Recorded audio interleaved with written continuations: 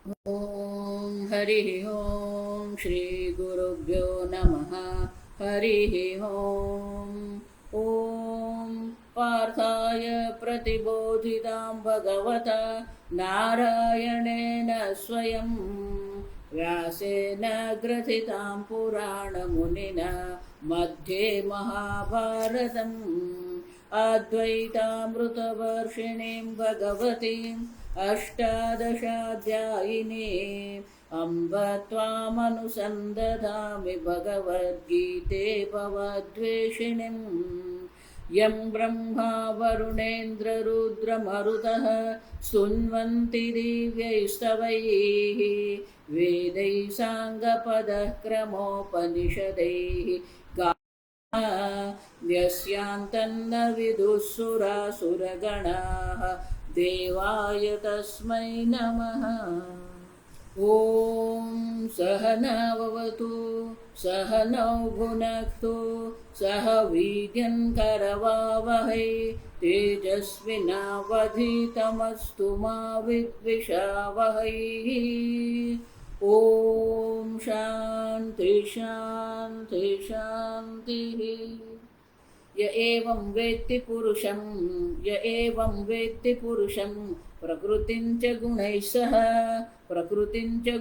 सह सर्वथा वर्तमानोऽपि न स भूयोऽभिजायते।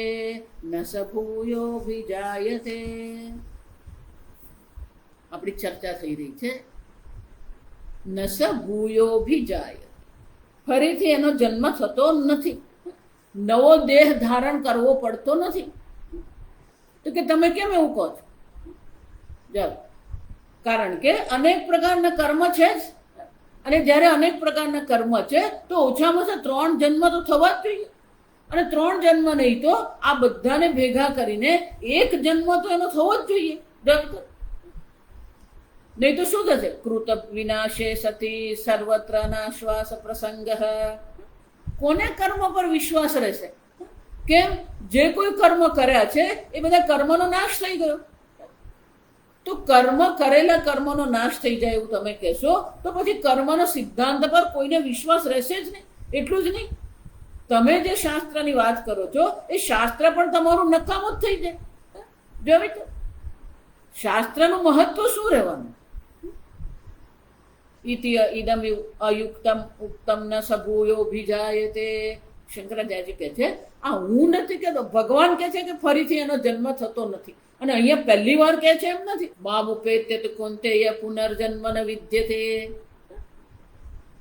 4થા અધ્યાયમાં ભગવાન કહી ગયા જન્મ કર્મ ચ મે દિવ્યમ એવમ વ્યો વેત્તિ તત્વતઃ ત્યક્ત્વા દેહમ પુનર્જન્મ ન વિદ્યતે. અનેક શબ્દોમાં ભગવાન આગળ કહી જ ગયા છે કે જેણે બ્રહ્મ સ્વરૂપ આત્માને ઓળખી લીધો છે એનો જન્મ થતો જ નથી. અને એને શંકરાચાર્ય કહે છે ઉક્તમ ન સહ ભૂય અભિજાયતે. એવું જો તમે કહો છો અયુક્તમ, તમે કહેશો અયુક્ત છે તો પછી ગડબડ થઈ ગઈ. કેમ? કારણ કે શાસ્ત્ર કહે છે.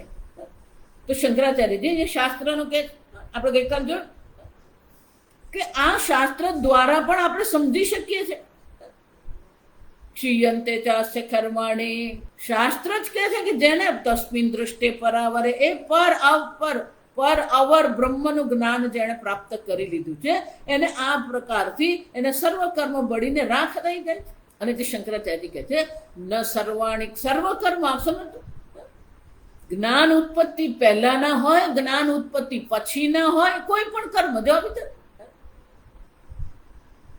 કારણ કે કર્તૃત્વ જ નથી. જ્ઞાન ઉત્પત્તિ પહેલા જે કર્મ જે છે એ બધા જ્ઞાન રૂપી અગ્નિમાં બળીને જ રાખ થઈ ગયા. જ્ઞાન પછી જે કર્મ ઉત્પન્ન થાય છે આત્મામાં કર્તૃત્વ નથી, કર્તૃત્વનો અભાવ હોવાને કારણે કોઈ પાપ પુણ્ય એને માટે છે જ નહીં. જ્ઞાનોત્તર કાલ ભાવિ નામે સર્વ કર્મણા મિતિ ચેત. નહીં, એવું નહીં. જ્ઞાન થયા પછીના કર્મ એવું જો તમે વિચારો. શંકરાચાર્ય સંકોચે કારણ અનુપપત્તે હે, તો કે આવો કોઈ સંકોચ નહીં કરી શકો કે આ કર્મ બળી જશે ને આ કર્મ નહીં બળી જશે. યતુક્તમ યથા વર્તમાન જન્મ આરંભકાણી કર્માણી ન ક્ષીયંતે ફલદાનાય પ્રવૃત્તાની એવ સતી અપી. તો કે તમે આ સંકોચ તો તમે જ કરો છો. કેમ? કે જે કર્મ એ કર્મફળ આપવાનો આરંભ કરી દીધો છે. ફલદાનાય પ્રવૃત્તાની સત્યપી જ્ઞાને ન ક્ષીયન્તે. જેવી રીતે જેણે કર્મફળ આપવાનો આરંભ કરી દીધો છે એ કર્મનો નાશ થતો નથી. અનારબ્ધ ફલાનામ અપી કર્મણામ ક્ષયઃ ન યુક્તમિતિ તથ. જ્ઞાનીની દ્રષ્ટિએ તો પ્રારબ્ધ કર્મ પણ નથી. અને એટલે શંકરાચાર્ય કહે છે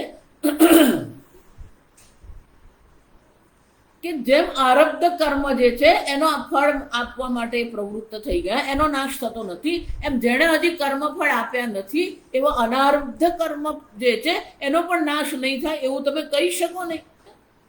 કેમ? તેષામ મુક્તેષુ વત પ્રવૃત્ત ફલત્વાત. એકવાર તીર છૂટી ગયું ધનુષમાંથી પછી એને કોઈ અટકાવી શકે જ નહીં. આમ એકવાર કર્મફળ આપવાનો આરંભ થઈ ગયો પછી શરીર સ્થિતિ પ્રયોજન નિવૃત્તે આ સંસ્કાર વેગ ક્ષયાત પૂર્વવદ વર્તતે. જ્ઞાની માટે પછી શરીર સ્થિતિનું પ્રયોજન પણ નથી, કોઈ વિશેષ પ્રકારના જીવનનું કોઈ પ્રયોજન નથી, કારણ કે સર્વ પ્રકારના પ્રયોજનની સિદ્ધિ થઈ ગઈ છે. છતાં પણ આ સંસ્કાર વેગ ક્ષયાત, જ્યાં સુધી આ સંસ્કાર જે છે એ સંસ્કાર વેગનો ક્ષય નહીં થાય. જેમ પેલું બાણ છૂટી ગયું, બાણનો વેગ જ્યાં સુધી છે ત્યાં સુધી ગતિ થતી રહેશે.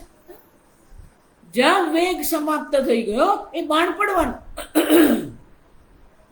એ જ રીતે આ સંસ્કાર વેગ ક્ષયાત પૂર્વવદ વર્તતે. જ્યાં સુધી આ કર્મ પ્રારબ્ધ કર્મના સંસ્કારનો વેગ છે ત્યાં સુધી આ શરીર રહેવાનું જ છે. સહ એવ વિશુઃ પ્રવૃત્તિ નિમિત્ત અનારબ્ધ વેગ હતું અમુક્ત ધનુષી પ્રયુક્ત ઉપસંહ્રુયતે. જે બાણ હજી ધનુષ પરથી છૂટ્યું નથી, અમુક્ત ધનુષી પ્રયુક્ત અપી. ધારો કે તમે બાણ ધનુષ પર ચડાવી દીધું છે પણ હજી તમે એને છોડ્યું નથી, તો તમે એને શું કરી શકો? અટકાવી શકો. પણ એક વાર એ ધનુષ પરથી છૂટ્યું પછી તમે એને નહીં અટકાવી શકો. એ જ રીતે શંકરાચાર્ય કહે છે જે કર્મ એ કર્મફળ આપવાનો આરંભ કર્યો નથી, અનારબ્ધાની કર્માણી ઈશ્વર જસમ. બાણ હજી પણ ધનુષ પર જ છે, ધનુષ પરથી એ છૂટ્યું જ નથી, તો તમે એને પાછું લઈ શકો. એનો ઉપસંહૃત એટલે કે એને તમે પાછું લઈ શકો. એ જ રીતે જે કર્મફળ આપવા માટે આરંભ હજી થયો જ નથી એવા અનારબ્ધ કર્મ જે છે એનો ઉપસંહાર જ્ઞાન દ્વારા થઈ શકે. જ્ઞાન નિર્બીજી ક્રિયંતે. આગળ જોઈએ કે જ્ઞાન દ્વારા એને નિર્બીજી ક્રિયંતે એટલે કે એ બીજ હવે રહેતું જ નથી. જેમ પેલા મગના દાણા તમે શેકી નાખો તો એકવાર એ શેકાઈ ગયા પછી એ તમને ભોજન માટે કામ લાગે પણ અંકુરિત નહીં થાય. એ જ રીતે અનારબ્ધ કર્મ જે છે એ બધા દગ્ધ થઈ ગયા છે અને એટલા માટે નવા જન્મને અંકુરિત કરવા માટેનો એ બીજ એમાં રહ્યું જ નથી. અબીજી નિર્બીજી ક્રિયંતે જ્ઞાને. જ્ઞાન અગ્નિ દ્વારા એ નિર્બીજ થઈ ગયા છે. કોઈ પણ પ્રકારે અંકુરિત થવાની એમાં શક્યતા જ નથી. અને એટલા માટે નવો દેહ ધારણ કરવાની કોઈ સંભાવના જ્ઞાની માટે રહેતી જ નથી. ઇતિ પતિતે અસ્મિન વિદ્વત શરીરે ન સ ભૂયો વિજાયતિ ઇતિ યુક્તમ. આમ ભગવાન જે કહે છે જેણે વિદ્વાને જાણી લીધું છે એ વિદ્વાનનું શરીર જ્યારે પડે છે એટલે કે પ્રારબ્ધ કર્મ એનું સમાપ્ત થઈ જાય છે. તસ્ય પ્રાણાના ઉત્ક્રામંતે જત. ફરીથી એના પ્રાણનું ઉત્ક્રમણ થતું જ નથી. ઇહૈવ પ્રવિલીયતે. અહીંયા જે પંચમહાભૂતમાં લીન થઈ જ જાય છે. અને એટલા માટે ફરીથી એનો જન્મ થતો જ નથી. ઇતિ ઉક્તમ એવ ઉક્તમ ઇતિ સિદ્ધમ. અને એટલે શંકરાચાર્ય કહે છે ભગવાને જે આ કહ્યું છે એ યોગ્ય છે, એ સિદ્ધ થાય છે. આમ જ્ઞાન દ્વારા એ મોક્ષની સિદ્ધિ છે. એકવાર જેને જ્ઞાન થઈ ગયું એને સર્વ કર્મ સમાપ્ત થઈ ગયા અને અહીંયા પ્રારબ્ધ કર્મની સમાપ્તિ થતા એને મોક્ષની પ્રાપ્તિ અવશ્ય, ફરીથી એને જન્મ ધારણ કરવો પડતો નથી. તો હવે ભગવાન એક બીજી ચર્ચા છે. સામાન્ય રીતે જ્યારે ચર્ચા આરંભ કરવામાં, ઉપદેશ આરંભ કરવામાં આવે તો આત્મજ્ઞાન એ જ્ઞેય બ્રહ્મના જ્ઞાનથી ફરીથી જન્મ થતો નથી, એટલે કે મોક્ષની એને પ્રાપ્તિ થાય છે. આમ ફળનો ઉપદેશ કરી દીધો હોય તો ઉપદેશનો ઉપસંહાર થઈ જાય, પછી નવું કંઈ કહેવાનું રહે નહીં. જો રીતે કે બ્રહ્મ જ્ઞાન શું છે કહી દીધું, ક્ષેત્ર શું છે કહી દીધું, ક્ષેત્રજ્ઞ શું છે કહી દીધું, પ્રકૃતિ પુરુષ શું છે કહી દીધું, જ્ઞેય બ્રહ્મ શું છે, જ્ઞાન શું છે, બધું જ કહી દીધું. અને આ બધાના ફળ રૂપે એને મોક્ષની પ્રાપ્તિ થઈ જાય છે, ફરી એને નવો દેહ ધારણ કરવો પડતો નથી. આમ તમે જુઓ તો ખરેખર ઉપદેશનો અહીંયા શું છે, ઉપસંહાર છે. છતાં પણ ભગવાન અહીંયા શું કરે, અત્ર આત્મદર્શને ઉપાય વિકલ્પા ઈમે ધ્યાનાદય ઉચ્યંતે. તો આ આત્મજ્ઞાન, આત્મદર્શન માટેના વિકલ્પ અહીંયા ભગવાન દર્શાવી રહ્યા છે.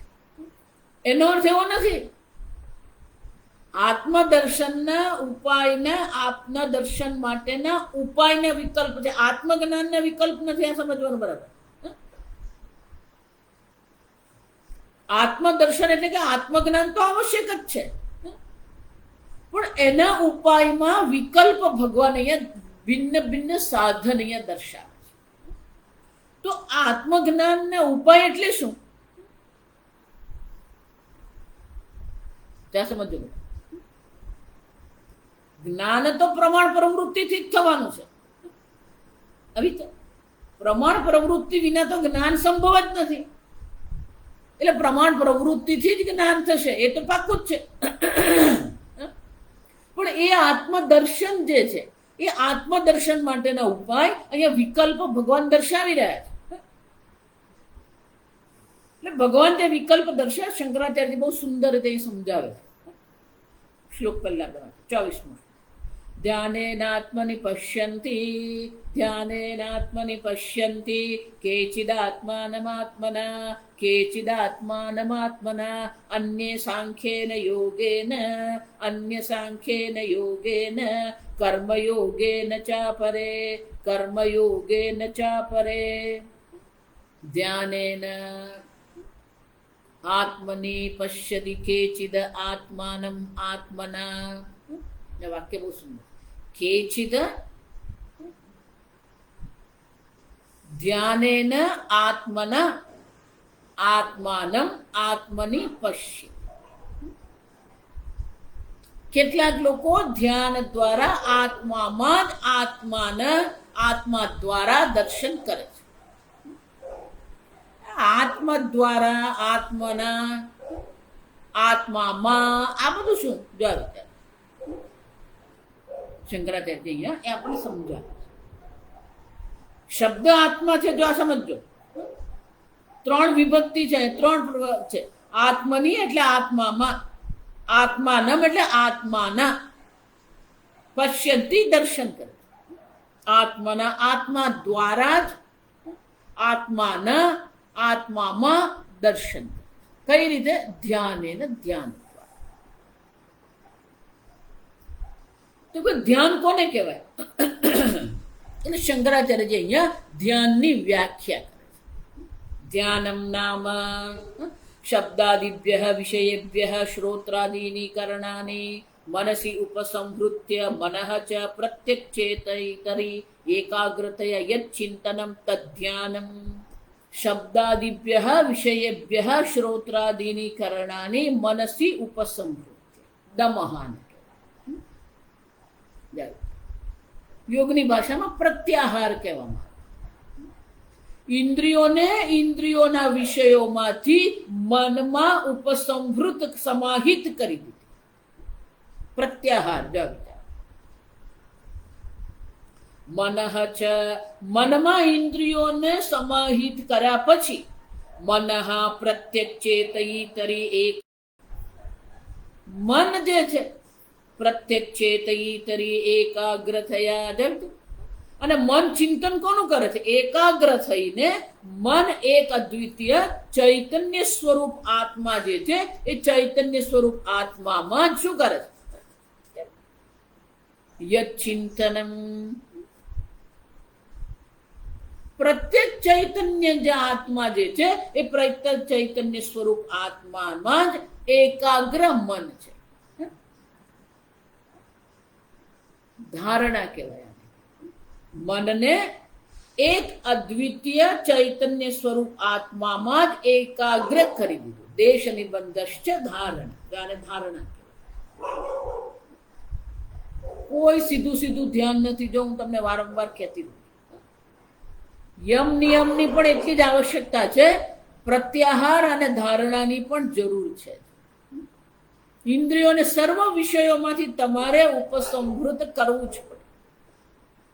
અને એ કર્યા પછી એક અદ્વિતીય ચૈતન્ય સ્વરૂપ આત્મામાં જ એને એકાગ્ર મનને કરીએ, ધારણા. એને પ્રત્યાહાર, ધારણા આ બધા અંતરંગ સાધન. યમ નિયમ આસન પ્રાણાયામ જે છે એ બધા બહિરંગ સાધન. તમારી જીવન શૈલી યોગ્ય હોવી જોઈએ, જીવન શૈલી આત્મજ્ઞાન માટે અનુકૂળ હોવી જોઈએ, એને બહિરંગ સાધન કહેવાય. યમ નિયમ પણ આવશ્યક છે, આસન પ્રાણાયામ પણ આવશ્યક છે, બહિરંગ છે. પ્રત્યાહાર, ધારણા, ધ્યાન, સમાધિ અંતરંગ સાધન છે. એટલે અહીંયા મધુસૂદનાચાર્યજી કહે છે, શ્રવણ મનન પરિપાક જન્યેન આત્મચિંતનેન ધ્યાનેન. ધ્યાનનો અર્થ શું થાય? ચિંતનેન. એટલે શંકરાચાર્યજી કહે છે, યચ્ચિંતનમ તદ્ધ્યાનમ. આમ આત્મચિંતન જે છે એ જ ધ્યાન છે. પણ આત્મચિંતન ક્યારે કરી શકીએ? એટલે મધુસૂદનાચાર્યજી કહે છે, શ્રવણ મનન પરિપાક જન્યેન આત્મચિંતનેન ધ્યાનેન પશ્યંતિ. આત્મચૈતન્ય પ્રત્યેક આત્માનું ચિંતન કરવું હોય તો પ્રત્યેક આત્મા શું છે એ જ્ઞાન તો જોવું હોવું જોઈએ. એટલે શ્રવણ મનનનો વિકલ્પ નથી. આ સમજવાનું. અહીંયા ભગવાન અહીંયા એવું નથી કહેતા કે ધ્યાનથી તમે આત્મદર્શન કરો છો એટલે શ્રવણ મનન જે છે એનો વિકલ્પ અહીંયા છે. નહીં, અંતરંગ સાધન જે છે, શ્રવણ મનનથી જ આત્માના સ્વરૂપનું જ્ઞાન થાય છે. એ જ સ્વરૂપનું આપણે પછી શું કરવાનું? ચિંતન કરવાનું. મને આત્માનું સ્વરૂપ ખબર જ નથી તો હું ચિંતન કેવી રીતે કરવાનું? એટલે શાસ્ત્ર પ્રમાણ પ્રવૃત્તિનો વિકલ્પ અહીંયા નથી. આ સમજવાનું. પણ ધારો કે તમારું મન એકાગ્ર નથી થઈ રહ્યું તો આ પ્રકારથી ધ્યાન દ્વારા તમારા મનને શું કરવાનું? એકાગ્ર બનાવો. યત્ર વા અસ્ય સર્વમ આત્મા એવ અભૂત કેન કંપશ્યેત. એક વાર જેને આ પ્રમાણ, શાસ્ત્ર પ્રમાણ પ્રવૃત્તિ દ્વારા સર્વત્ર એ બ્રહ્મ છે જ્ઞાન થઈ ગયું, પછી શું કરવાનું? કેન કંપશ્યેત કેન કમ શૃણોતિ. કોણ કોના દ્વારા કોના દર્શન કરશે? જો આ દ્રષ્ટા પણ આત્મા જ છે, દ્રશ્ય પણ આત્મા જ છે, દર્શન ક્રિયા પણ આત્મા જ છે. તથા ધ્યાયતીવ બકઃ ધ્યાયતીવ પૃથ્વી ધ્યાયતીવ પર્વતાઃ ઇતિ ઉપમા ઉપાદાનાત. ચાંદોગ્ય ઉપનિષદમાં સનત કુમારજી આ ધ્યાન માટે જે ઉપમા આપે છે, તુલના કરે. ધ્યાયતીવ બકઃ, બગલો જોઈએ ને આપણે તળાવમાં પેલો બગલો ઉભો હોય ને, અથવા નદી કિનારે બગલો ઉભો હોય, એક પગ પર જ ઉભો રહે, પણ કેવો છે? સ્થિર છે. એની ડોક આમ નીચે છે અને સ્થિર છે. બકહા એટલે સ્થિરતા. ધ્યાયતીવ પૃથ્વી, નિર્વિકારી મન છે, કોઈ વિકાર નહીં. પૃથ્વી એટલે ધ્યાયતીવ પર્વતાઃ, દ્રઢતા. ગમે એવી પ્રતિકૂળતા આવે તો પર્વત કોઈ રીતે નુકસાન થાય જ નહીં. ગમે એવી પ્રતિકૂળતામાં પણ એ અડગ રહે પર્વત.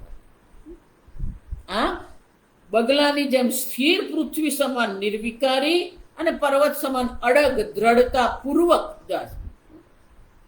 ધ્યાયતિ ઈવ બકઃ, જેવી રીતે બગલો ધ્યાન કરે છે, એટલે કે સ્થિરતા. મન નિર્વિક્રિય છે, કોઈ રાગ દ્વેષનો સંઘર્ષ મનમાં.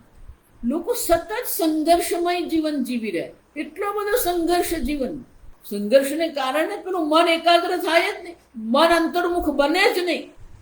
પણ જેનું મન આવું દ્રઢ અડગ છે, એકાગ્ર છે, નિર્વિક્રિય છે, સ્થિર છે.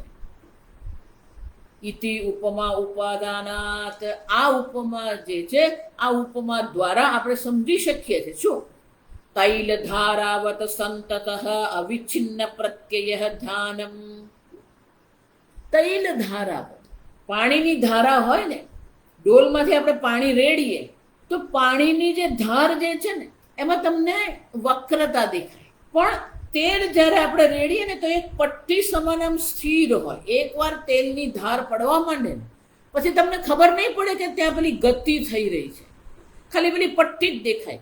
પાણી જ્યારે રેડીએ ને તો એમાં પેલું વક્રતા દેખાય, એટલે પેલી વેગ જે છે ને, પાણીની ગતિ તમને ત્યાં ખબર પડે. પણ તેલની ધાર જ્યારે પડતી હોય ને તો એકવાર જ્યારે આમ તેલ પડવા માંડે પછી તમે એની ધાર જુઓ ને તો એમાં તમને ગતિનો અનુભવ નહીં થાય, ગતિ દેખાય નહીં. તૈલ ધારાવત સંતત, સતત એ ધાર થઈ.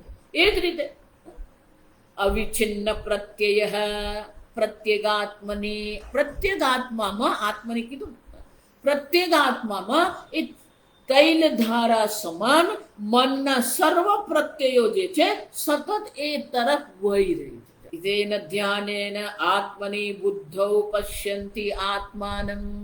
આત્મના એટલે કે આ પ્રકારથી ધ્યાન દ્વારા જ, જો મેં કીધું ત્રણ છે. આત્મની એટલે આત્મા ત્યાં સચ્ચિદાનંદ આત્મા ને, બુદ્ધૌ બુદ્ધિગ્રાહ્ય છે, બુદ્ધિમાં જ આ બ્રહ્મ જ્ઞાન થવાનું છે, આ સમજો.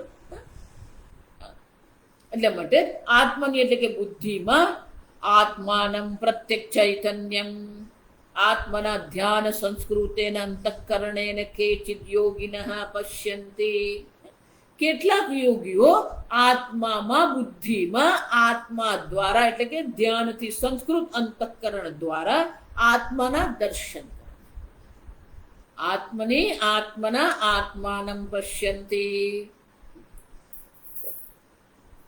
તમારું અંતઃકરણ એવું ધ્યાન દ્વારા સંસ્કૃત થયું છે, એટલું સૂક્ષ્મ બની જાય. ધ્યાન દ્વારા આપણું અંતઃકરણ એટલું સૂક્ષ્મ, સ્થિર અને દ્રઢ બની જાય કે એ આત્માના દર્શન કરી શકે.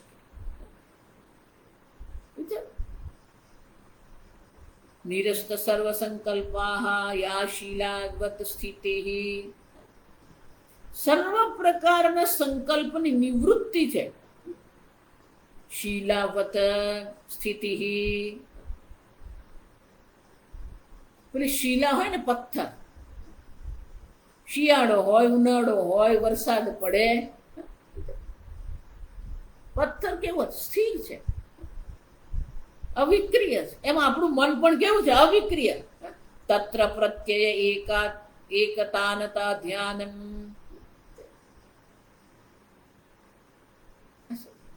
આમ એકાગ્રતા જે છે ને, પ્રત્યેક ચૈતન્યમાં જ આપણી સર્વ પ્રવૃત્તિ, સર્વ પ્રત્યેની પ્રવૃત્તિનો જે પ્રવાહ જે છે એ ચૈતન્ય આત્મા તરફ જ જઈ રહ્યો છે. આત્મચિંતન કરે. પ્રત્યેક બુદ્ધિના, પ્રત્યેક અંતઃકરણના, પ્રત્યેક પ્રત્યેનો વિષય એ આત્મચિંતન જ છે, આત્મા જ છે. સમજો?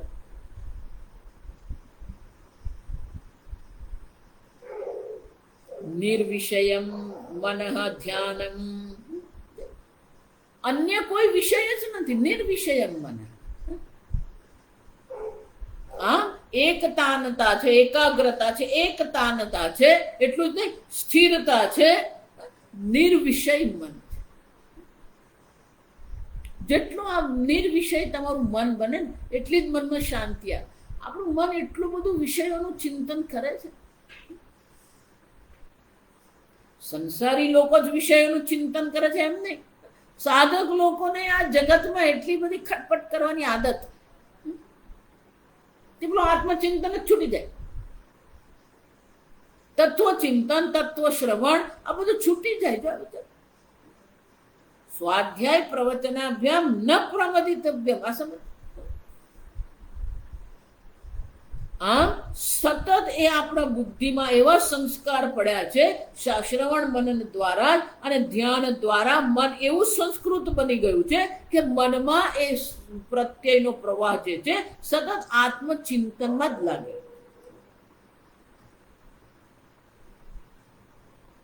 અન્ય સાંખ્યેન યોગેન સાંખ્યમ નામ. શંકરાચાર્યજી દરેકની વ્યાખ્યા કરે. ધ્યાનમ નામ. ધ્યાન એટલે શું છે? પ્રત્યાહાર, ધારણા, ધ્યાન, સમાધિ. દ્રષ્ટુ સ્વરૂપે અવસ્થાન. પ્રત્યેક ચૈતન્ય આત્મા જે છે એમાં જ મન આપણું ઉપસંહૃત થઈ ગયું. હા, ચારે ચાર છે. પ્રત્યાહાર, ધારણા, ધ્યાન, સમાધિ. કેટલાક લોકો આના દ્વારા એ તત્વ ચિંતન કરે છે, એ આત્મદર્શન કરે. અન્ય સાંખ્યેન યોગેન. સાંખ્યમ નામ. શંકરાચાર્ય સાંખ્યની વ્યાખ્યા. ઇમે સત્વ રજસ તમાંસી ગુણાઃ મયા દૃશ્યા અહમ તેભ્યઃ અન્યઃ. સાંખ્ય એટલે શું છે? આ ગુણ સંખ્યાની જે ગણતરી કરે ને એને સાંખ્ય કહેવાય. 24 તત્વ છે. આપણે જોયા 5 કર્મેન્દ્રિય, 5 જ્ઞાનેન્દ્રિય, 5 પ્રાણ, અંતઃકરણ, અહં તત્વ, મહત તત્વ, અવ્યાકૃત. 24 તત્વો જેની ગણતરી છે એને સાંખ્ય કહેવામાં. પણ એનું મુખ્ય શું છે? ઇમે રજસ સત્વ રજસ તમાંસી ગુણાઃ મયા દૃશ્યાઃ અહમ તેભ્યઃ અન્યઃ. સાંખ્ય યોગ દ્વારા દર્શન કરે છે. એટલે કે આ બધા ગુણો જે છે એ ગુણોનો દ્રષ્ટા હું છું. આ બધા દ્રશ્ય કોટીમાં છે. ગુણાઃ મયા દૃશ્યાઃ અહમ તેભ્યઃ વિલક્ષણઃ આત્મા ઇતિ. આ જગત કેવું છે? ત્રિગુણાત્મિક જગત છે. જો મેં આગળ તમને કીધું આ બધું ભગવાન આગળ કઈ કે ત્રૈગુણ્ય વિષય વેદાઃ નૈસ્ત્રૈગુણ્યો ભવાર્જુન. એ જ વસ્તુ એ ભગવાન શું કે સાંખ્યેન યોગેન. 3 ગુણોથી પર નથી ગયું. આ 3 ગુણોનો દ્રષ્ટા હું છું, એ દ્રશ્ય છે. એમનાથી હું અન્ય છું. તદ વ્યાપાર સાક્ષીભૂત. એ ગુણોનો જે પણ કઈ વ્યાપાર થઈ રહ્યો છે. સત્વગુણને કારણે સુખ છે, જ્ઞાન છે, વિવેક છે. રજોગુણને કારણે શું છે? પ્રવૃત્તિ છે, મહત્વાકાંક્ષા છે, લોભ છે. તમો ગુણને કારણે મોહ છે, નિદ્રા છે, આલસ્ય છે, પ્રમાદ છે. પણ આ બધા પ્રકારનો જે 3 ગુણોનો જે વ્યાપાર જે છે આ સર્વ વ્યાપારોનો હું કોણ છું? સાક્ષીભૂત નિત્ય ગુણ વિલક્ષણ આત્મા ઇતિ. આ 3 ગુણોથી વિલક્ષણ નિર્ગુણ નિરાકાર આત્મા હું છું. આ પ્રકારે જે ચિંતન કરે ઇતિ ચિંતનમેવ સાંખ્ય યોગ. સાંખ્યને એટલે સાંખ્ય દર્શન નથી લેવાનું, આ સમજવાનું અહીંયા. એટલે મેં પહેલા જ કહી દીધું, શ્રવણ મનન નિધિધ્યાસનનો વિકલ્પ અહીંયા નથી બતાવતા. પણ શ્રવણ મનન નિધિધ્યાસન કર્યા પછી પણ એ આત્મચિંતન થતું નથી. તો શું કરવું પડે? ઉપાય બતાવે જ ભગવાન. શ્રવણ મનન નિધિધ્યાસન કર્યા પછી પણ આત્મદર્શન થતા નથી, તો એને માટે ભગવાન અહીંયા ઉપાય દર્શાવે છે. ધ્યાનેન અન્ય સાંખ્યેન યોગેન. ધ્યાન દ્વારા તમારા મનને એકાગ્રિત કરો. ધ્યાન એટલે બધું જ આવી ગયું. પ્રત્યાહાર, ધારણા, ધ્યાન, સમાધિ દ્વારા એ આત્મદર્શન કરે છે. અથવા તો આ 3 ગુણોથી વિલક્ષણ નિર્ગુણ આત્મા હું છું એ પ્રકારે જે ચિંતન કરે છે ને સાંખ્ય યોગ કહેવાય. આ સમજો, આત્મચિંતનના વિકલ્પો છે. કોઈ ધ્યાન દ્વારા આત્મચિંતન કરે છે, કોઈ આ ગુણને આધારિત કરે છે. આ 3 ગુણોનો વ્યાપાર જે છે એનો સાક્ષી સ્વરૂપ હું છું, નિર્ગુણ આત્મા હું. એવ સાંખ્ય યોગ તેન પશ્યંતિ આત્માનમ આત્મના ઇતિ વર્તતે. આ પ્રકારથી એ આત્મામાં જ આત્માના દર્શન કરે. કર્મયોગેન ચ અપરે, કર્મયોગેન કર્મ એવ યોગ. કર્મયોગ કોને કહેવાય? ઈશ્વરાર્પણ બુદ્ધ્યા અનુષ્ઠીયમાનમ. કર્મયોગ એટલે બે જ છે, ઈશ્વરાર્પણ બુદ્ધિ અને પ્રસાદ બુદ્ધિ.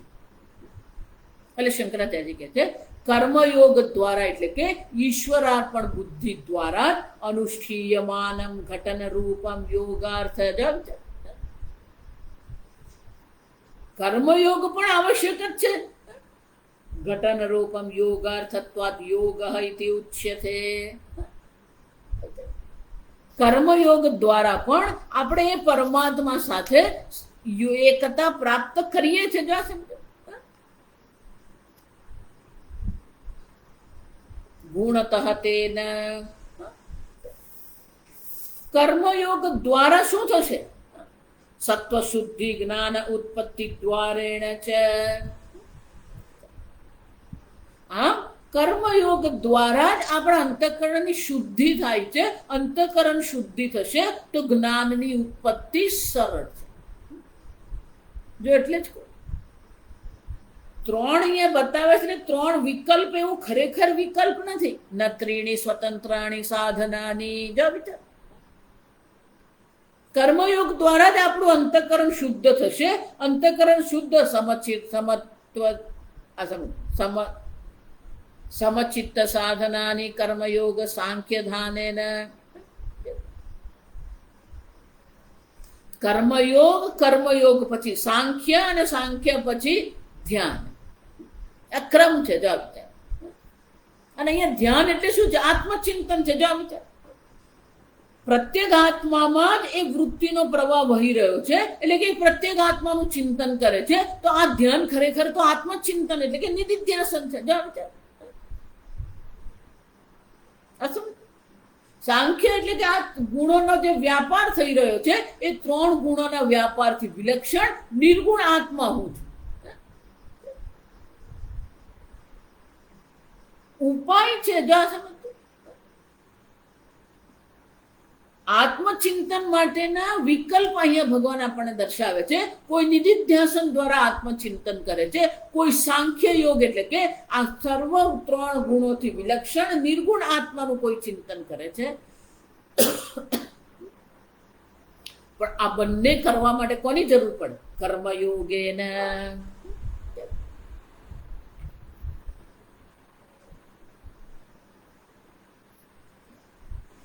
કે આ તમે જે કીધું ને આત્માનમ આત્મની આત્મના, તો એ મધુસૂદનાચાર્યજી બહુ સુંદર વ્યાખ્યા કરી.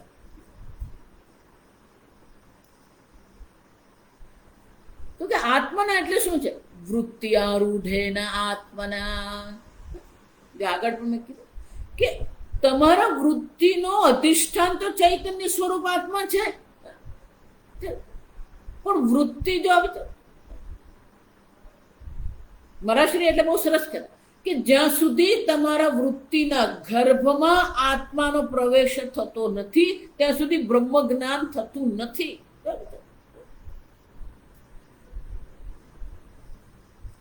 વૃત્તિનો સાક્ષી આત્મા છે. સાક્ષી ભૂતા જોઈ ગયા. વૃત્તિનો સાક્ષી આત્મા છે. વૃત્તિનું અધિષ્ઠાન પણ ચૈતન્ય આત્મા છે. પણ વૃત્તિના ગર્ભમાં જ્યાં સુધી એટલે કે આત્માકાર અખંડાકાર વૃત્તિ નથી. આત્મના એટલે કે વૃત્તિ આરૂઢ આત્મા દ્વારા જ એ બ્રહ્મ જ્ઞાન થાય. આત્મા અનારૂઢમ અખંડમ આત્માનમ. અખંડ આત્મ તત્વ જે છે એનું એને જ્ઞાન થાય છે. કેમ? આત્મની દેશ કાલ વસ્તુ પરિચ્છેદ વ્યતિરિક્તેન સ્વસ્મિન પશ્યતિ. આત્મની આત્માનમ પશ્યતિ. તમે સ્વયં જ સ્વયંના દર્શન કરો. પણ જ્યાં સુધી કર્મયોગ દ્વારા અંતઃકરણ શુદ્ધિ થતી નથી, અને એટલે શંકરાચાર્ય કહે છે સત્વ શુદ્ધિ જ્ઞાન ઉત્પત્તિ દ્વારેણ. જ્ઞાન ઉત્પત્તિનો જે દ્વાર જે છે કર્મયોગ છે, સત્વ શુદ્ધિ છે, અંતઃકરણની શુદ્ધિ. ઈશ્વરાર્પણ બુદ્ધિ પ્રસાદ બુદ્ધિ દ્વારા જ આ શક્ય બને છે, તો જ જ્ઞાન ઉત્પન્ન થાય. અને એકવાર જ્ઞાન ઉત્પન્ન થઈ ગયું પછી એ ક્યાં તો ધ્યાન એટલે કે નિધિધ્યાસન દ્વારા અથવા તો ગુણથી વિલક્ષણ નિર્ગુણ આત્માનું એ ચિંતન કરે છે.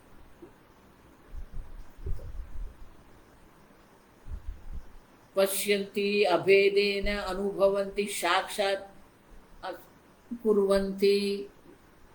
આ પ્રકારથી સર્વથી અભેદ સર્વભૂતસ્થમાત્માનમ સર્વભૂતાનિ ચ આત્મની, એ આત્માના દર્શન કરે. આત્માથી ભિન્ન કશું છે જ નહીં. આમ અભેદ બુદ્ધિથી એ આત્માના દર્શન કરે.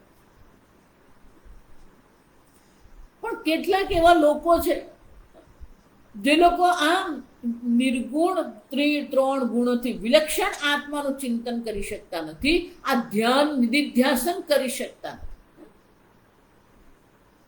તો પછી એ લોકો શું કરે ભગવાન?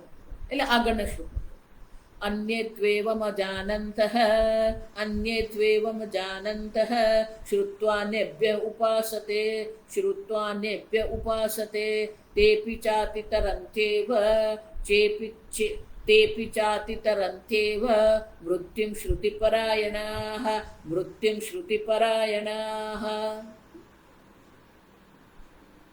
અન્યે તું એટલે આ બધાથી વિલક્ષણ. એવમ અજાનંતઃ આ પ્રકારથી એ લોકો આત્મતત્વને જાણતા નથી. અન્યેભ્યઃ શ્રુત્વા ઉપાસતે અન્ય એષુ વિકલ્પેષુ અન્યતરેણ અપિ એવમ યથોક્તમ આત્માનમ અજાનંતઃ. આત્માને જાણતા નથી. અન્યભ્યઃ આચાર્યભ્યઃ શ્રુત્વા. જો એટલે મેં કીધું શ્રવણનો વિકલ્પ અહીંયા ભગવાનને દર્શાવતા સમજો. શ્રવણનો કોઈ વિકલ્પ નથી. અન્યભ્યઃ આચાર્યેભ્યઃ શ્રુત્વા ઇદમેવ ચિંતયતઃ ઇતિ ઉપાસતે. એ પણ આત્મચિંતન જ કરે. પણ એમને આ શાસ્ત્રમાં એટલું બધું એમનું ચિંતન થઈ શકતું નથી. શાસ્ત્ર એટલું બધું સૂક્ષ્મતા એમાં જઈ શકતા નથી. તો શું કરે? ઉપાસતે શ્રદ્ધદાનાઃ સંતઃ ચિંતયન્તિ. આચાર્ય પાસે શ્રવણ કરે છે અને આચાર્ય જે કહે છે શબ્દ પર એની શ્રદ્ધા છે. આચાર્યના શબ્દો પર શ્રદ્ધા રાખીને આચાર્ય જે પ્રકારે એની પાસે ઉપાસના કરાવે છે એ પ્રકારે ઉપાસના કરે છે. બહુ લાંબો વિચારવાનું નહીં. જો વિચાર શ્રદ્ધદાનાઃ સંતઃ આચાર્યેભ્યઃ શ્રુત્વા ઇદમેવ ચિંતયતઃ ઇતિ ઉક્તઃ ઉપાસતે.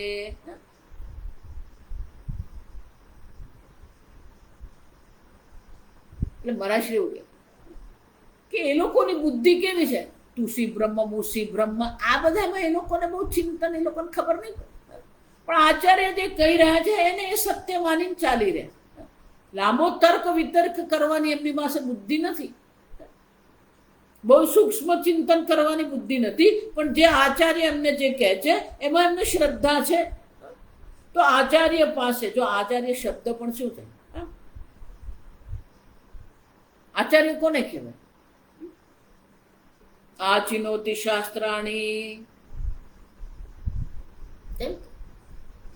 જે સંપૂર્ણ શાસ્ત્રનું આચિનોતિ સાર આપણને કહી શકે છે.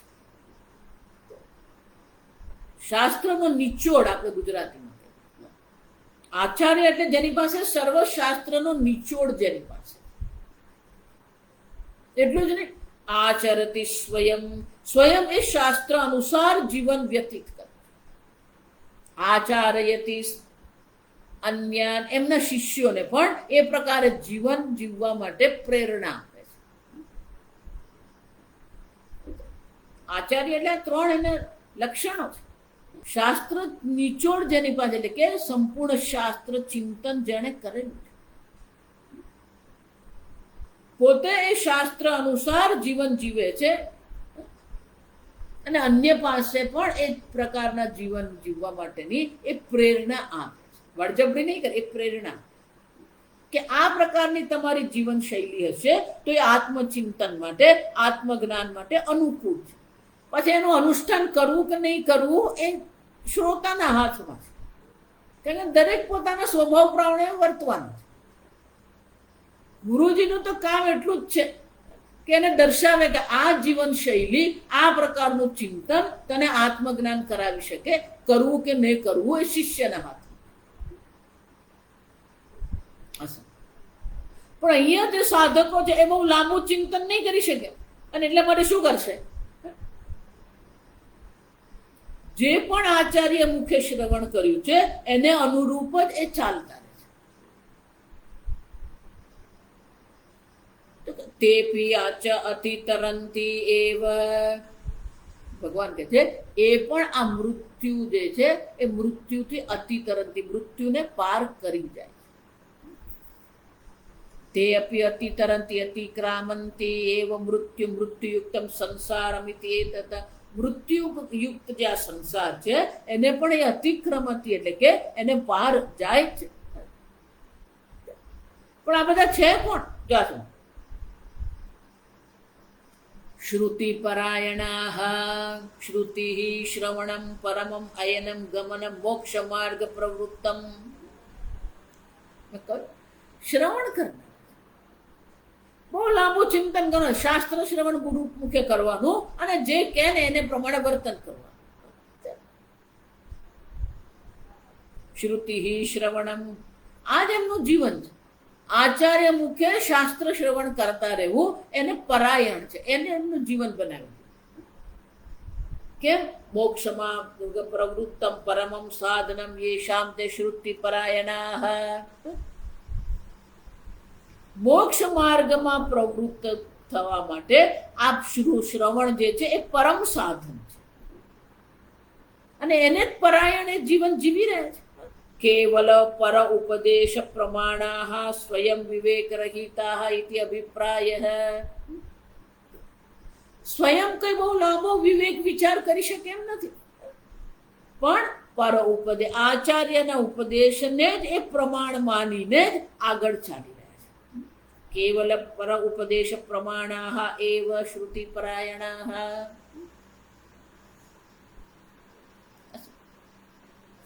બધાની પાસે એવું કંઈક વિશેષ ચિંતન કરી શકે એવો વિવેક ન પણ હોય, પણ એનો અર્થ એવો નથી કે એમને મોક્ષ પ્રાપ્તિ નહીં થાય, એમને આત્મજ્ઞાન નહીં થાય.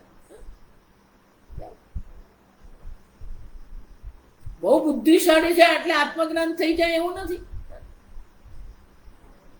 પણ મુખ્ય તો શું છે? મોક્ષ માર્ગ પ્રવૃત્ત. મોક્ષ મુમુક્ષુ છે પણ એટલી તીક્ષ્ણ બુદ્ધિ નથી, એટલે સ્વયં ચિંતન નહીં કરી શકે. એટલે ગુરુજી જે ઉપદેશ કરી રહ્યા છે એને અનુરૂપ જ એ જીવન જીવી રહ્યા છે. સ્વામીજી એવું કહેતા કે બહુ બુદ્ધિશાળી શિષ્યો હોય ને પછી તર્ક વિતર્કમાં પેલો રખડતો જ ફરે, તર્ક વિતર્ક. પણ આવા જે શિષ્યો હોય ને એ બહુ લાંબુ નહીં કરે. જે કહેવામાં આવી રહ્યું છે એને એ સમજી લે છે, બસ. નથી સમજતું એવું નથી, એને કઈ સમજ નથી પડતી એવું નથી, યાંત્રિકતા નથી અહીંયા. એ સમજે છે પણ સ્વયં વિવેક કરી શકે એવી એનામાં સામર્થ્ય, એનું સામર્થ્ય એવું નથી. અને એટલે મારે શું કરે? શ્રુતિ પરાયણાહ, એ શ્રવણ કરતા. ઘણા બધા એવા સાધકો સતત એ સ્વામીજીના પ્રવચનોનું શ્રવણ કરતા. કે સ્વતંત્રપણે તમે જ્યારે ચિંતન કરી શકો એમ નથી, સ્વતંત્રપણે તમે આત્મવિવેક કરી શકો એમ નથી, તો ગુરુના મુખે જે શ્રવણ કરવામાં આવે છે એ શ્રવણ જ તમારા માટે મનન બની જાય, એ શ્રવણ જ તમારા માટે વિવેક બની જાય. જ્યારે સ્વયં આપણે વિવેક નહીં કરી શકીએ તો શ્રવણ દ્વારા પણ વિવેક થઈ શકે. એટલે શંકરાચાર્યજી કહે છે કિમુ વક્તવ્યમ પ્રમાણ પ્રતિ સ્વતંત્રતા વિવેકિનઃ મૃત્યુમતિ તરંતી ઇતિ અભિપ્રાયઃ. આવા વિવેક રહિત છે પણ જે ગુરુ મુખેથી શાસ્ત્ર શ્રવણમાં જ જે સમર્પિત છે એને પણ એ લોકો પણ આ મૃત્યુરૂપી સંસારને પાર કરી જાય છે.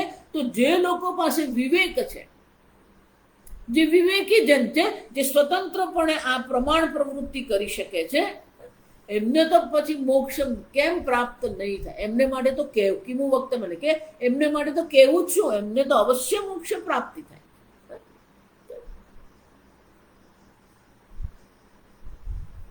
જો એટલે હું ક્યારેક આપણે છે ને સરખામણી કરતા સ્વામીજી એને કઈ બહુ સમજ નહીં પડે, આમે એ નહીં સમજ પડે ને એને વહેલું બ્રહ્મ જ્ઞાન થાય. આ સમજ જે બહુ આ પોતાની બુદ્ધિમાં વિવેક કરતો ફરે ને, ખટપટ કરતો રહે ને, એને જેટલું જલ્દી જ્ઞાન નહીં થાય ને એટલું જલ્દી જ્ઞાન આને થઈ જાય.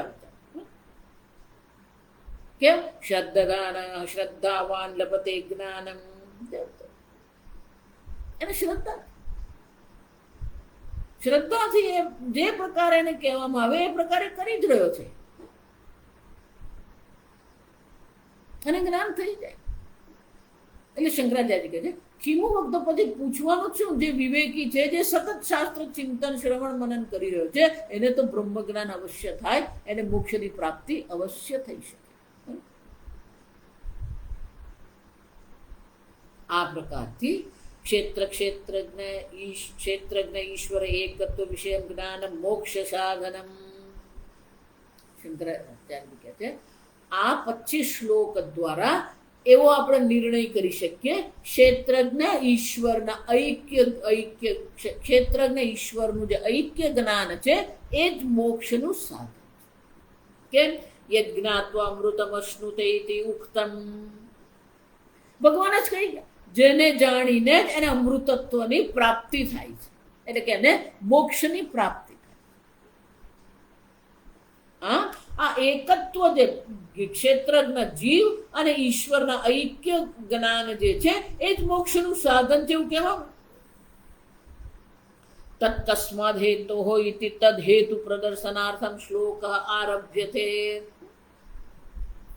તો કે આ જ્ઞાન કેવી રીતે મોક્ષનું સાધન છે? ક્ષેત્રજ્ઞ ઈશ્વરના ઐક્યનું જ્ઞાન જે છે એ જ મોક્ષનું સાધન છે એવું તમે કહો છો, તો એને માટે કસ્માદ હેતો કયા કારણથી તમે આવું કહો છો? એ કારણ દર્શાવવા માટે ભગવાન હવે પછીનો શ્લોક આપણને કહે છે. શ્લોક યાવત સંજાયતે કિંચિત સત્વં સ્થાવર જંગમમ ક્ષેત્રજ્ઞ સંયોગાત તદ્વિદ્ધિ ભરતર્ષભ. યાવત યત્કિંચિત સંજાયતે સમુત્પદ્યતે સત્વમ વસ્તુ. કોઈ પણ વસ્તુ જે છે એની જે ઉત્પત્તિ છે, કોઈ પણ વસ્તુ જે ઉત્પન્ન થાય છે, કિમ અવિશેષેણ ઇતિહાસ સ્થાવર જંગમમ. સ્થાવર વૃક્ષાદિ, જંગમ એટલે પશુ પક્ષી પ્રાણીઓ. યત્કિંચિત એટલે જે પણ કયા જન્મ થઈ રહ્યો છે, પછી એ સ્થાવર યોનિમાં જન્મ હોય, ઉર્ધ્વ યોનિમાં જન્મ હોય, મનુષ્ય યોનિમાં જન્મ હોય, પશુ પક્ષી યોનિમાં જે જન્મ થાય, જે પણ કોઈ વસ્તુની ઉત્પત્તિ જે થઈ રહી છે એ ઉત્પત્તિ જે છે એ કોને કારણે છે? ક્ષેત્રજ્ઞ સંયોગાત તજ્જાયતે ઇતિ એવં વિદ્ધિ વિજાનીહિ હે ભરતર્ષભ. ક્ષેત્ર અને ક્ષેત્રજ્ઞનો સંયોગથી જ આ બધાનો જન્મ છે. એટલે કે આપણા જન્મનું કારણ શું છે? ક્ષેત્રજ્ઞ જે છે એના સંયોગને કારણે જ આ જન્મ છે. ક્ષેત્રમાં જ આપણે અહમ બુદ્ધિ કરીને બેઠા, જે આપણા નવા નવા જન્મ માટેનું કારણ છે.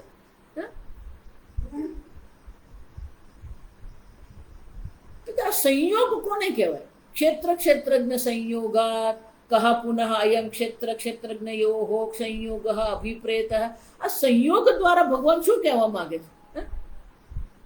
ક્ષેત્ર અને ક્ષેત્રજ્ઞના સંયોગથી જ આ બધો જન્મ સ્થાવર અને જંગમ યોનિમાં જન્મ થાય છે એમ કહો છો. તો આ સંયોગ એટલે શું? ભગવાન સંયોગ દ્વારા શું કહેવા માંગે છે? તો કે સંયોગ તો કોનો થઈ શકે? આ પૂર્વ પક્ષી પ્રશ્ન પૂછે છે કે સંયોગ દ્વારા તમે શું કહેવા માંગો? કેમ? ન તાવત રજ્વા ઇવ ઘટસ્ય અવયવ સંશ્લેષ દ્વારક સંબંધ વિશેષ સંયોગ. ઘડો જે છે એ ઘડાને દોરડાથી આપણે બાંધી શકીએ, પણ કેમ બાંધી શકીએ? તો કે ઘડાનો એક વિશેષ આકાર છે, અવયવ સંશ્લેષ દ્વારક.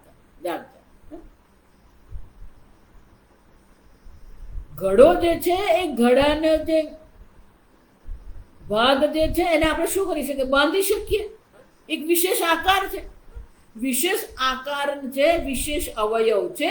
એ વિશેષ અવયવના સંયોગથી જ, એ બંધનથી જ સંયોગ થઈ શકે.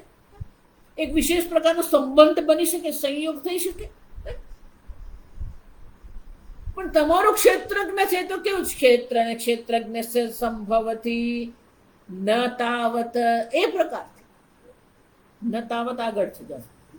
જેવી રીતે રજ્જુ દ્વારા આપણે ઘડાને બાંધી શકીએ, ઘડાનો એક વિશેષ અવયવ છે એટલે. કાંઠો કહીએ ને, ઘડાનો કાંઠો, એ કાંઠા પર દોરી આપણે બાંધી શકીએ. એટલે કે વિશેષ અવયવ છે જેને કારણે ઘડાને આપણે રજ્જુથી દોરડીથી બાંધી શકીએ.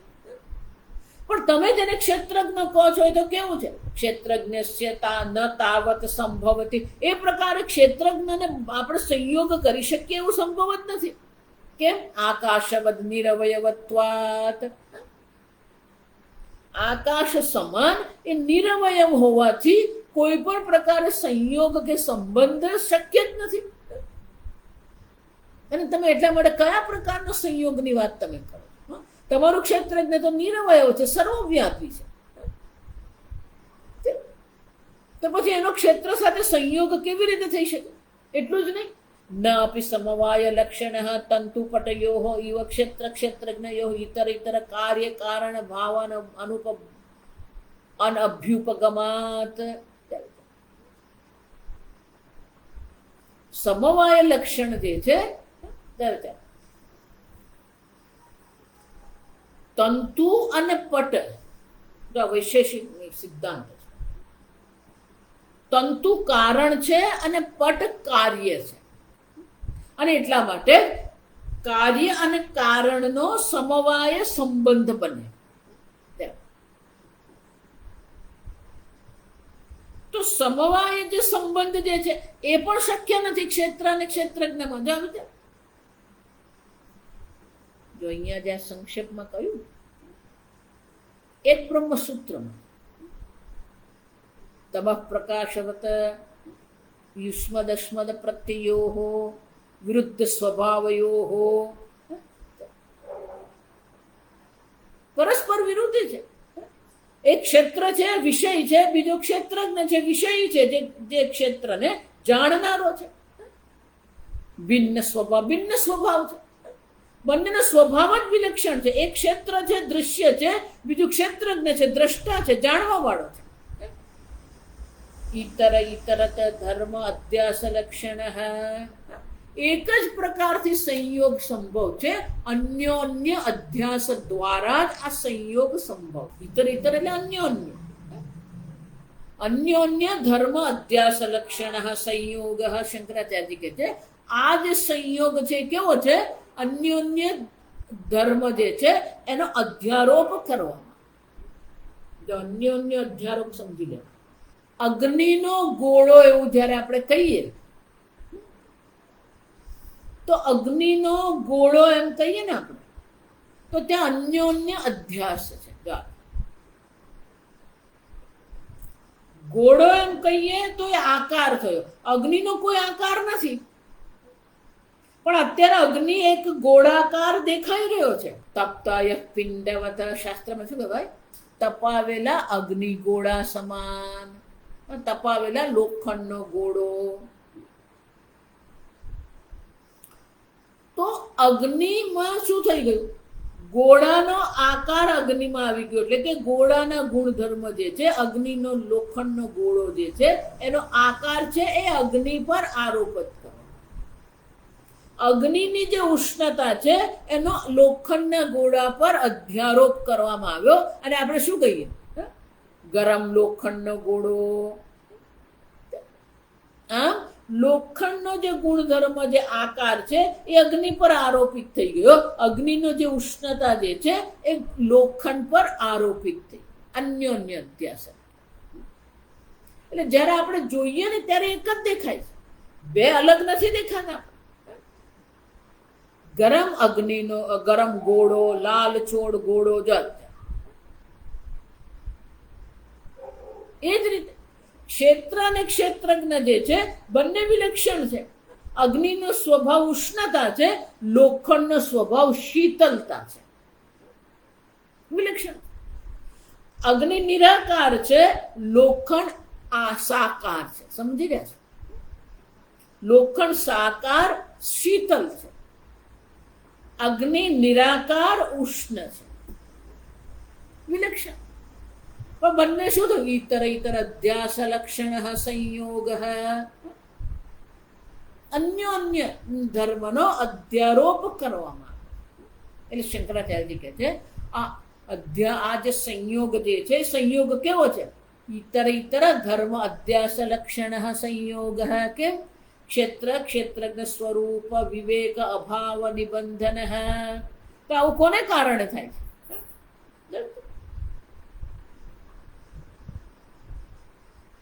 ક્ષેત્ર ક્ષેત્રજ્ઞ સ્વરૂપ વિવેક અભાવ. ક્ષેત્ર અને ક્ષેત્રજ્ઞના સ્વરૂપનો વિવેક નથી, વિવેકનો અભાવ, એટલે કે વિવેક વિજ્ઞાનનો અભાવ હોવાને કારણે આ નિબંધન, એટલે કે આ સંયોગ છે, બંધન છે. ક્ષેત્ર અને ક્ષેત્રજ્ઞનો સંબંધ શક્ય જ નથી. એક જ રીતે છે, વિવેક અભાવ. અવિવેકજન્ય છે. જો આ બધી ખટપટ છે કોને કારણે? અવિવેકને કારણે. ક્ષેત્ર જેને આપણે કહીએ છીએ જડ છે, વિકારી છે, સગુણ સાકાર છે. ક્ષેત્રજ્ઞ જેને કહીએ એ ચૈતન્ય સ્વરૂપ છે, નિર્વિકારી છે, નિરાકાર છે, નિર્ગુણ છે, વિલક્ષણ. પણ એમના સ્વરૂપના વિવેકના અભાવને કારણે આ સંયોગ, નિબંધન, આ સંયોગ થઈ ગયો. અધ્યારોપિત સર્પ રજતાદિ સંયોગવત. પેલું રજ્જુ જેને આપણે કહીએ, દોરડું જેને આપણે કહીએ, એ ખરબચડું છે અને જડ છે. સર્પ જેને આપણે કહીએ એ લીસો છે અને ચેતન છે, વિલક્ષણ. તો જડ ખરબચડા રજ્જુમાં આ સર્પનો અધ્યારોપ થઈ શકે જ કેવી રીતે? એ જ રીતે શુક્તિકા જેને આપણે કહીએ એ પેલો શંખનો એક ટુકડો ત્યાં પડેલો છે, જેનું કોઈ મૂલ્ય જ નથી, પણ સૂર્યના કિરણ એના પર પડે છે અને એ ચમકે છે. એ ચમકને કારણે આપણે એને ચાંદી માની લઈએ છીએ. જો એ જ રીતે અહીંયા પણ એ ક્ષેત્ર અને ક્ષેત્રજ્ઞના સ્વરૂપનો વિવેક નથી. એ વિવેકના અભાવને કારણે જ આ સંયોગ થયો. ખરેખર સંયોગ સંભવ નથી, છતાં પણ એ સંયોગ થઈ ગયો. જો એટલે જ માયાને શું કહેવાય? અઘટિત ઘટના પટયસી માયા. આ અવિદ્યા માયા જે છે, અવિવેક રૂપી જે આ માયા જે છે, જે અશક્યને પણ શક્ય બનાવી. ક્ષેત્ર અને ક્ષેત્રજ્ઞ વિલક્ષણ હોવા છતાં પણ એ બંનેનો સંયોગ કરી બતાવે. એ સંયોગ જે છે ને એના પર શંકરાચાર્યજી હજી આગળ ભાષ્ય લખે છે, આપણે કાલે જોઈશું. ॐ स्वस्ति प्रजाभ्यः परिपालयन्तां न्यायेन मार्गेण महीं महिषाः गोब्राह्मणेभ्यः शुभमस्तु नित्यं लोकाः समस्ता सुखिनो भवन्तु काले वर्षतु पर्जन्यः पृथिवी सस्यशालिनी देशो यक्षोभरहितः ब्राह्मणाः सन्तु निर्भयाः ॐ सर्वेषां स्वस्तिर्भवतु सर्वेषां शान्तिर्भवतु सर्वेषां पूर्णं भवतु सर्वेषां मङ्गलं भवतु सर्वे भवन्तु सुखिनः सर्वे सन्तु निरामयाः सर्वे भद्राणि पश्यन्तु मा कश्चित् दुःखभाग् भवेत् असतो मा सद्गमय तमसो मा ज्योतिर्गमय मृत्योर्मा अमृतङ्गमय ॐ पूर्णमदः पूर्णमिदं पूर्णात् पूर्णमुदच्यते पूर्णस्य पूर्णमादाय पूर्णमेवावशिष्यते ॐ शान्ति शान्ति शान्तिः हरिः ॐ श्रीगुरुभ्यो नमः हरिः ॐ।